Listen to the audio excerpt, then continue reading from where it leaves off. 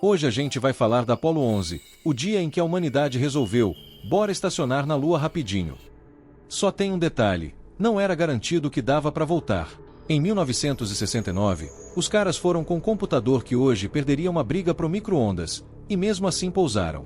Eles desceram, andaram, trouxeram pedras, sim, as lembrancinhas mais caras da história, e ainda deixaram um efeito colateral, todo mundo olhando para a Terra lá de longe tipo, nossa, ela é pequena mesmo.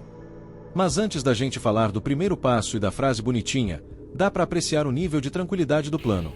Para dar certo, eles tinham que pousar, e depois fazer a nave ligar de novo na Lua. E se não ligar, a Apollo 11 não era viagem. Era tentativa. Porque o problema não era só chegar lá. Chegar lá, beleza, entre muitas aspas. O verdadeiro terror era o seguinte: pousar na Lua e depois ter que decolar de novo com o foguete que você levou junto, estacionado em cima de poeira. E aqui vai o charme, não existia plano de resgate. Se o módulo lunar não ligasse para subir, acabou. Você não vira astronauta histórico. Você vira ponto turístico. E a descida era naquele clima gostoso de combustível contado. Contado tipo, se você espirrar forte, gasta mais. E ainda rolou o computador reclamando. Imagina o seu GPS dando erro e você pensando, perfeito, ótimo momento. Aí o comandante olha para a janela e percebe que o lugar planejado para pousar era basicamente um estacionamento cheio de pedra e cratera. E em vez de seguir o plano, ele faz o mais humano possível, pilota na mão e procura um canto menos pior para encostar. Ou seja, o grande momento da humanidade teve um pedacinho de vai você mesmo. E no fim eles pousam com uma margem de combustível tão pequena que dá até vergonha de chamar de margem. Foi tipo, parabéns, você conseguiu, agora só falta a parte fácil, fazer isso tudo ao contrário. E é isso que muita gente esquece. Quando o mundo comemorou o pouso, eles ainda estavam, tecnicamente, no modo não morre ainda. E aí sim, dá para entender por que aquele primeiro passo ficou tão famoso. E agora entra a parte que virou cena clássica, 1969. O primeiro pouso humano na Lua. Porque não foi só os astronautas chegaram. Foi o planeta inteiro em modo espectador. Gente acordada de madrugada, televisão ligada, rádio ligado, vizinho falando alto. Todo mundo assistindo um evento que, sinceramente, parecia ficção científica com orçamento infinito. E é muito engraçado pensar nisso hoje. A humanidade mal conseguia concordar sobre coisas simples. Mas naquele momento foi tipo, ok, silêncio, tem alguém tentando estacionar em outro mundo. E quando finalmente dá certo, não é só um pouso. É uma mensagem bem clara. Olha só, dá para sair daqui. É um marco psicológico. Porque uma coisa é olhar para a Lua e imaginar. Outra é saber que tem pegada humana lá. De verdade. Sem filtro. E o que torna isso ainda mais surreal é que a cena é quase anticlimática. Um cara descendo uma escadinha devagar, falando calmo, como se estivesse chegando no trabalho.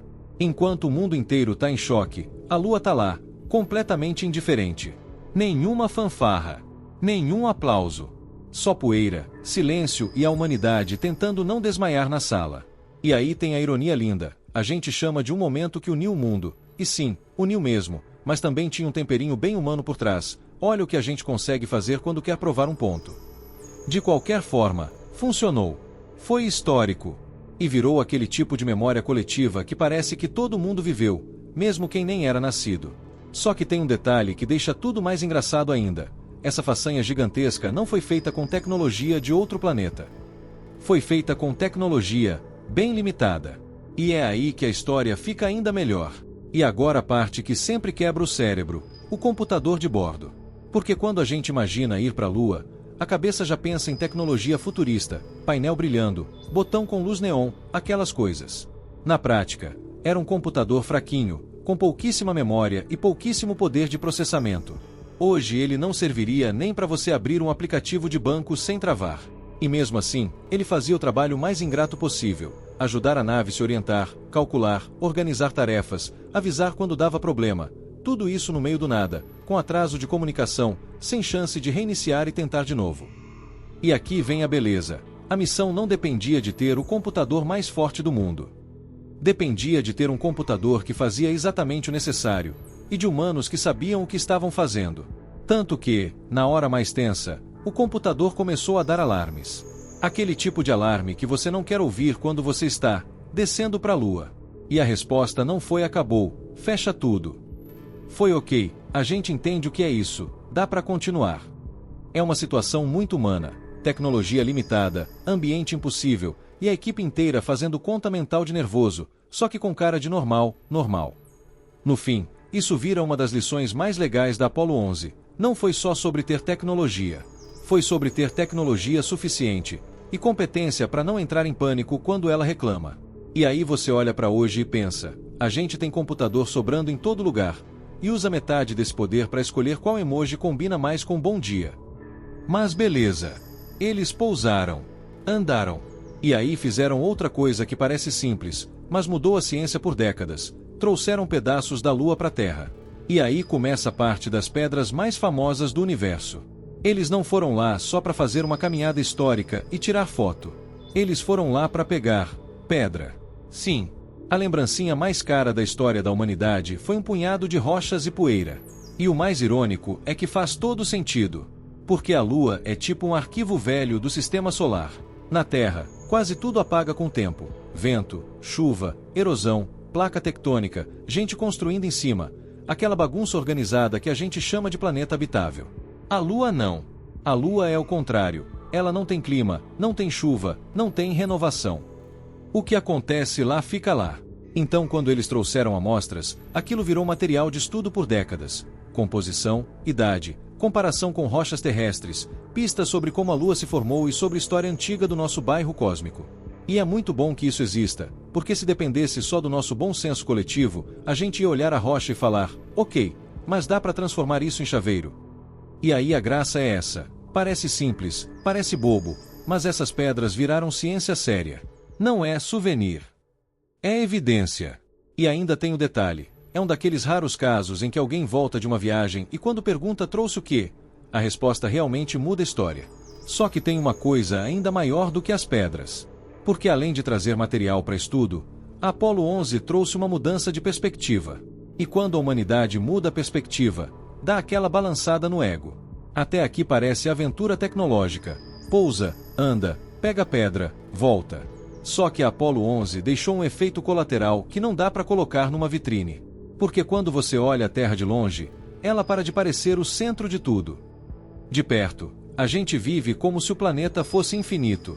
Como se sempre tivesse mais espaço, mais recurso, mais tempo, mais paciência. Aí você vê de longe e percebe, é uma bolinha. Uma bolinha com tudo dentro. E essa ideia é simples, mas bate diferente. Todas as guerras, todas as brigas, todas as reuniões que podiam ter sido um e-mail, tudo acontece ali. Na mesma bolinha. E o mais curioso é que isso dá um choque de humildade. Não é aquele humildade de discurso. É uma humildade meio inevitável. Ah, então é isso. É aqui. Só aqui. E por alguns instantes, a humanidade teve uma sensação rara, a de que a gente está junto, porque não tem opção. Claro que depois a gente voltou ao normal, né? Porque nada é mais humano do que ter uma epifania cósmica. E, na semana seguinte, já estar discutindo bobagem como se fosse questão de vida ou morte. Mas a marca ficou. A Apollo 11 não foi só sobre colocar o pé na Lua. Foi sobre colocar a cabeça, nem que seja por um segundo, num lugar diferente. E depois disso, a história da humanidade nunca mais conseguiu fingir que o universo termina no nosso quintal.